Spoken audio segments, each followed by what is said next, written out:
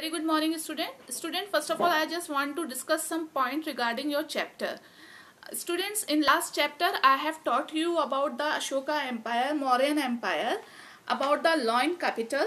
Yes, and I told you about also how the empire differs from kingdom.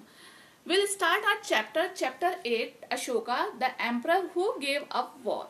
This time we will discuss the topic ruling the empire. Student, what I have observed that in your non-submission worksheet, most of you don't watch the video because you thought that is a non-submission worksheet. That's why there is no need to watch the video. But I always tell you students that you have to watch the video. This is very essential for you. Either it is your non-submission worksheet or a submission worksheet. ठीक है, आपकी चाहे वो submission worksheet है चाहे वो non submission worksheet है, student आपको वीडियो जरूर देखनी है. Even we have got the data, those who are watching the video, हमारे पास उन बच्चों के नेम्स भी हमें पता चल जाते हैं जिन बच्चों ने वॉच करी होती है वीडियो. ठीक है, तो आप ये बिल्कुल ना सोचें कि टीचर्स को नहीं पता चलेगा कि हम वीडियो देख रहे हैं या नहीं देख रहे हैं. Simply we are getting the answer and will copy down the answer. It's not a work, क्योंकि मैं आपको बहुत पहले ही क्लियर कर चुकी हूँ. You are in class 6 and I will prepare you for your higher classes. Okay, so in your exam I'll give some questions from your chapter only. Most of the questions I will give you from the chapter. Okay, इसलिए chapter के लिए मैं आपको हमेशा video में पूरा chapter लिख के समझाती हूँ बच्चों, इसलिए आप वीडियो जरूर देखो. ठीक है, ये तो ही आपकी वीडियो से रिलेटेड. और आपको पता है कोविड जो है, कोरोना पॉजिटिव कितने केसेस सामने आ रहे हैं. तो प्लीज बच्चों आप अपने जो आपको पहले समझाया गया है कैसे आपको मास्क वेयर करने हैं, आपको कैसे लोगों से डिस्टेंस मेंटेन करना है, वो सब कुछ आप फॉलो करो. ठीक है, now will start our chapter right now. Students, ना topic is that ruling the empire. Okay, अब देखो कैसे रूल होता था. मौर्यन एम्पायर मैंने आपको बताया बहुत बड़ा था. इसकी 3 मेन सिटीज थी, पाटलिपुत्र, उज्जैन और तक्षशिला थी, है ना. और पाटलिपुत्र क्या था? Pataliputra is the capital of Mauryan empire. मतलब पाटलिपुत्र जो थी वो कैपिटल हुआ करती थी, है ना. In the last video I taught about the Chanakya also. जो चाणक्य थे, है ना, वो he was a very wise man. और उन्होंने किसको असिस्ट करा था? पहले उन्होंने चंद्रगुप्त मौर्य को असिस्ट करा. He was the grandfather of Ashoka. Then Bindusar, he was the father of Ashoka, and then itself Ashoka. तो उन्होंने तीनों जनरेशन को गाइड करा था. ठीक है, अब देखो, as the empire was so large, different parts were ruled differently. ठीक है, देखो बेटे, जो एम्पायर था, मौर्यन एम्पायर जो था, वो बहुत बड़ा था और उसके हर पार्ट को अलग अलग तरीके से रूल करा जाता था, कंट्रोल करा जाता था. The area around Patliputra was under direct control of the empire, है ना, emperor. जो पाटलिपुत्र के पास जो डायरेक्ट जो एरिया आता था, ठीक है, जो एरिया पाटलिपुत्र के आसपास का एरिया होता था, वो डायरेक्ट किसके थ्रू कंट्रोल करा जाता था? एम्परर के थ्रू कंट्रोल होता था. ठीक है, राजा खुद इसको कंट्रोल करता था. ठीक है, इसका देखता था इसमें क्या हो रहा है क्या नहीं हो रहा है, कैसे लोग काम कर रहे हैं, कैसे रह रहे हैं. ठीक है, officials were appointed to collect taxes from farmer, herders, craft person and traders.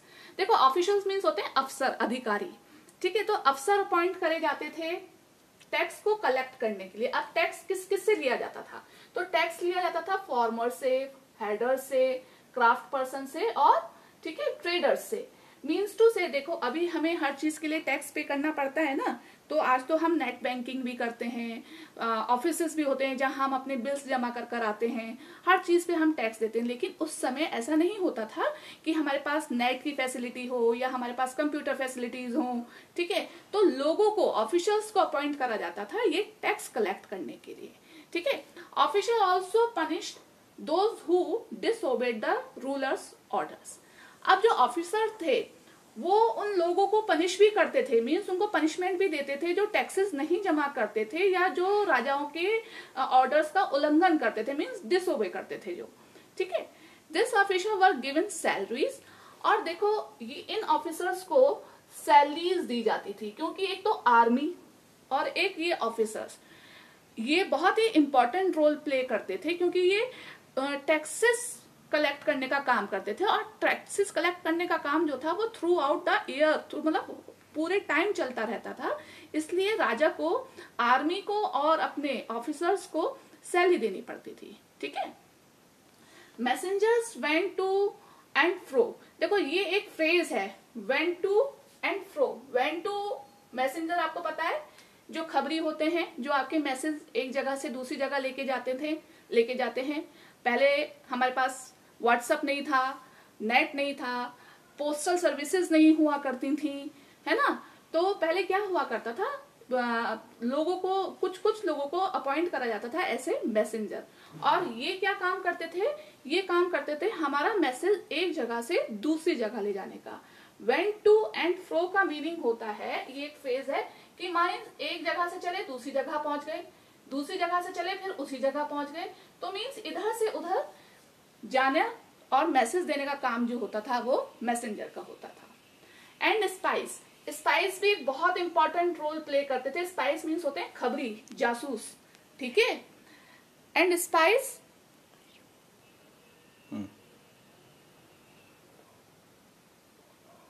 Spice, देखो स्टूडेंट्स, स्पाइस मीन्स होता है जासूस। ओके। तो spice kept a watch on the officials. आपको पता है, देखो ऑफिशियल्स का जो रोल है वो बहुत इंपॉर्टेंट होता था, क्योंकि वो टैक्स कलेक्ट करते थे। ठीक है। अब टैक्स का मतलब ये नहीं है कि टैक्स सिर्फ पैसों के रूप में ही आता था, टैक्स किसी भी चीज में हो सकता था। टैक्स अनाज हो सकता था, ठीक है। टैक्स के रूप में कोई भी क्राफ्टमैन, कोई भी कलाकारी या कोई भी चीज क्राफ्ट की देता था, या हेडर्स जो थे, जो पशुपालन करते थे, वो किसी भी तरीके से कोई भी मतलब जरूरी नहीं है कि सिर्फ मनी आए, ठीक है। प्रेशियस स्टोन्स भी आते थे, तो बहुत तरीके से टैक्सेस आते थे। तो उन टैक्सेस को जो कलेक्ट करने का काम करते थे वो ऑफिशियल्स करते थे। अब उन ऑफिसर्स के ऊपर भी उनको लुक आफ्टर करने के लिए जो राजा हुआ करते थे वो स्पाइस रखते थे, जासूस रखते थे, कि कहीं ऐसा तो नहीं है कि ये ऑफिसर्स जो है वो पूरा टैक्स हमें पे कर रहे हैं या नहीं कर रहे हैं, या आपस में ही अपने में ही ले लेते हैं। ठीक है। तो उस चीज के लिए जासूस रखे जाते थे। ठीक है। The emperor supervise them all with the help of royal family and senior ministers. ठीक है। और जो एम्परर होता था वो खुद भी ऑफिसर्स को सुपरवाइज करता था, उनको देखता था। रॉयल फैमिलीज जो एम्परर के ही फैमिली मेंबर्स होते थे, और जो सीनियर मिनिस्टर्स होते थे वो भी ऑफिशियल्स के ऊपर अपनी निगाह रखते थे कि कहीं ऐसा तो नहीं है कोई भी करप्शन कर रहा हो, कोई अपनी ही जेब भरता हो। ठीक है। कि वो प्रॉपर जो टैक्सेस कलेक्ट कर रहे हैं वो राजा को मिल रहा है या नहीं मिल रहा है, इस चीज के लिए ये सब कुछ काम किया जाता था। ठीक है। देयर वर अदर एरियाज और प्रोविंस। ठीक है। और भी एरिया और प्रोविंस हुआ। प्रोविंस मीन्स होते बेटे क्षेत्र। ठीक है।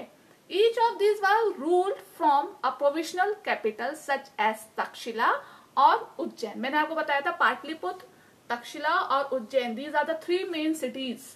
ओके। तो प्रोविजनल कैपिटल्स क्या होता है, जैसे हम देखो स्टेट्स बनाते हैं ना, स्टेट में स्टेट की कैपिटल हो जाती है। जैसे उत्तराखंड स्टेट की कैपिटल क्या है, आपका देहरादून है। ठीक है। तो देहरादून से उत्तराखंड का जितना भी कार्य प्रणाली है या जो भी काम किया जाता है, या कोई भी ऑर्डर्स पास होते हैं, पॉलिसीज जो होती है या टैक्सेस जो होती हैं, वो देहरादून मेन हेड ऑफिस होता है।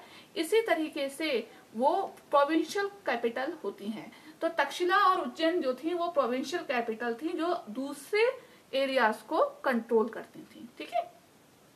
Royal princess were often sent a governors, local customs and rules were probably followed. ठीक है।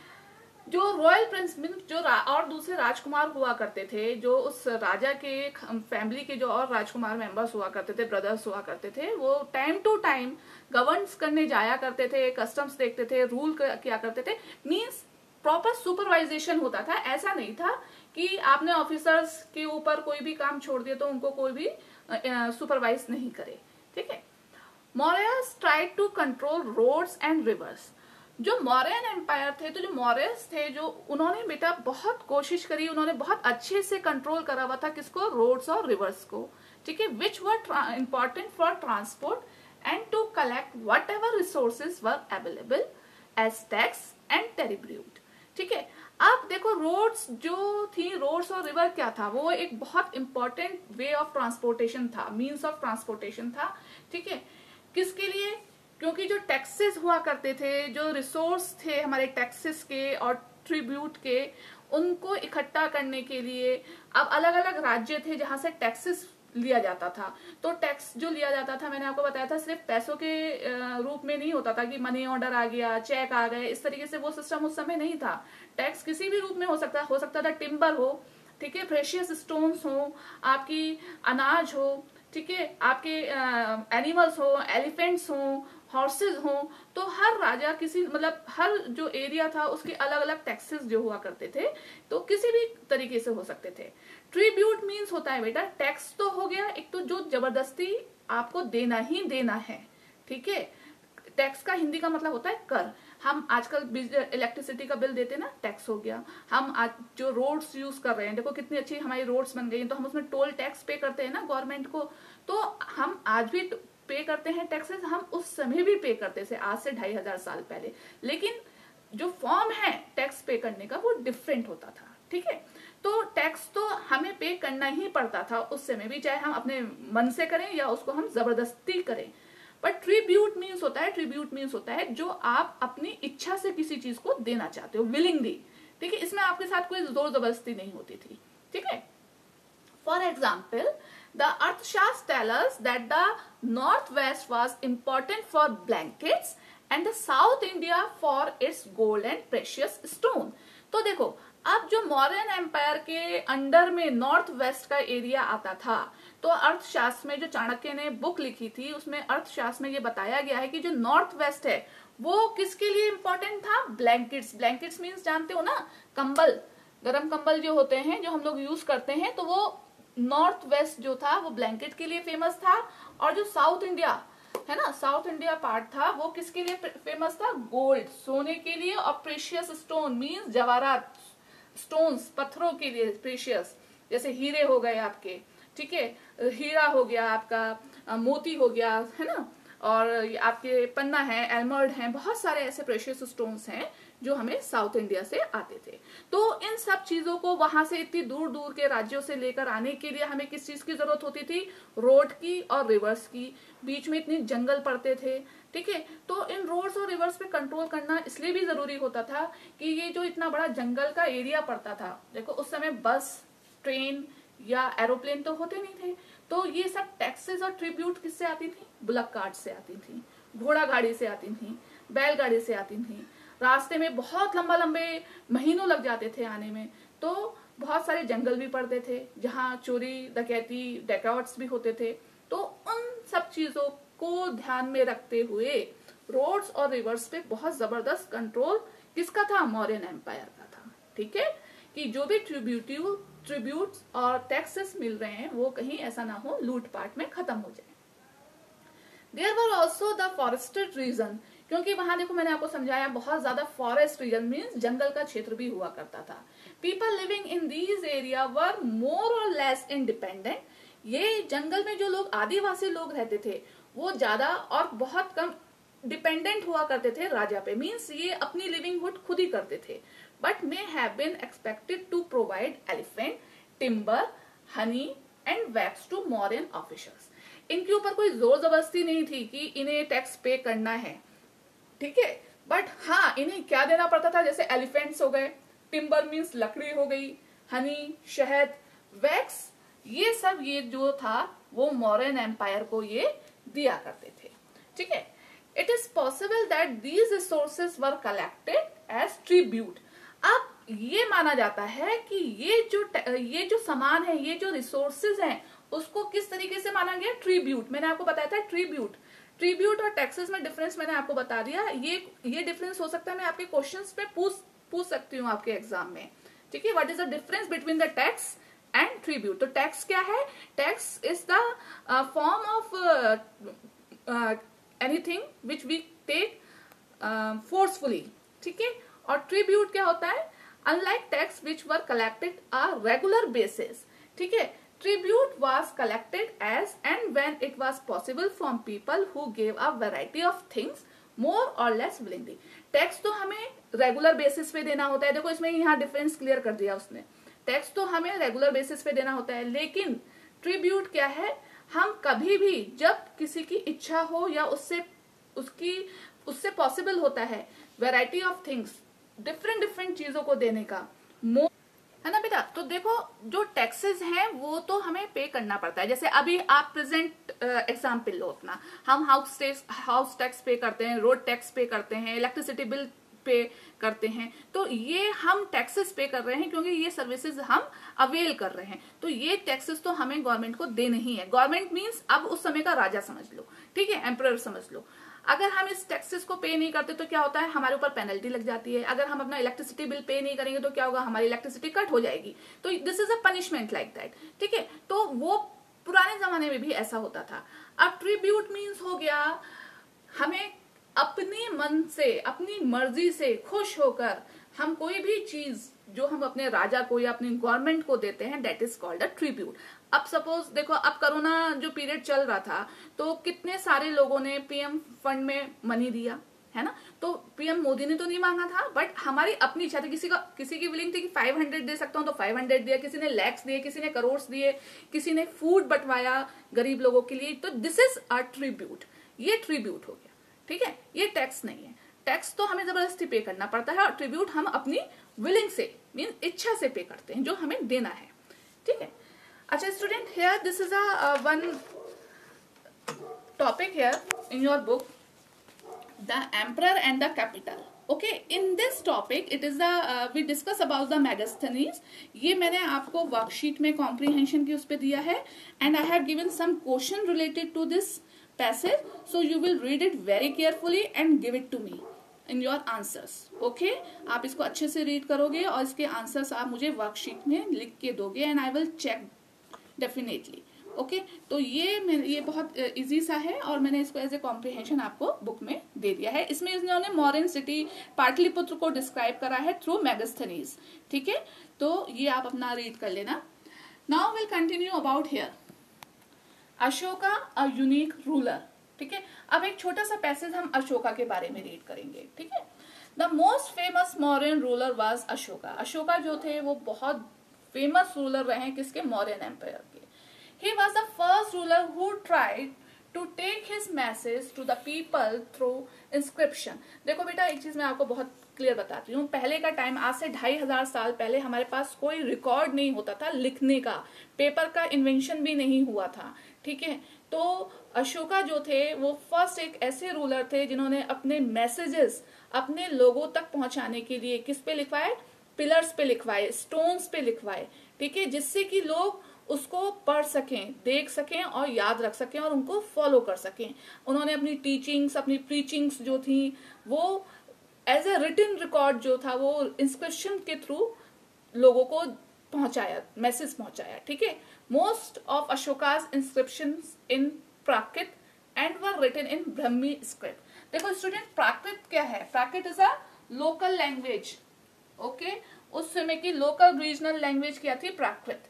तो ये अगर क्वेश्चन आता है कि what is the language of the inscription of Ashoka's time, तो you have to write Prakrit, okay. जैसे हमारी संस्कृत है, हिंदी है, गढ़वाली है, कुमाऊनी है, पंजाबी है, उस समय उस वहां की रीजनल लैंग्वेज क्या था? प्राकृत थी। तो अशोका ने जितनी भी इंस्क्रिप्शंस लिखवाई हैं वो प्राकृत लैंग्वेज में या फिर ब्रह्मी स्क्रिप्ट में लिखवाई हैं, और उनमें से अभी बहुत सारी ऐसी चीजें हैं जो हम ट्रांसलेट नहीं कर पाए हैं।